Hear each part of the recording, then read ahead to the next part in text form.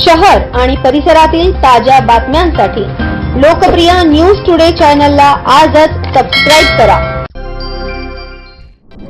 पश्चिम बंगाल येथून फरार आरोपीस नाशिकमधून अटक। पश्चिम बंगालमधील कालना पोलिसांच्या ताब्यातून फरार झालेला आरोपी सुजॉय मलिक नाशिकमध्ये लपल्याची माहिती मिळाल्यानंतर पोलीस आयुक्त संदीप कर्णिक यांच्या मार्गदर्शनाखाली गुंडांविरोधी पथकाने शोध मोहीम सुरू केली। गुप्त माहितीच्या आधारे सातपूर येथील कार्बन नाका परिसरात शोध घेण्यात आला।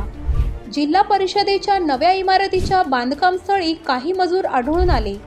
त्यातील एकाची ओळख सुजॉय मलिक म्हणून पटली। पोलिसांची चाहूल लागताच तो पळण्याचा प्रयत्न करत असताना पथकाने त्याचा पाठलाग करून अटक केली। पश्चिम बंगाल पोलिसांच्या ताब्यात आरोपी देण्यात आला असून ट्रान्झिट रिमांडवर त्याला कालना पोलीस ठाण्यात पाठवले जाणार आहे।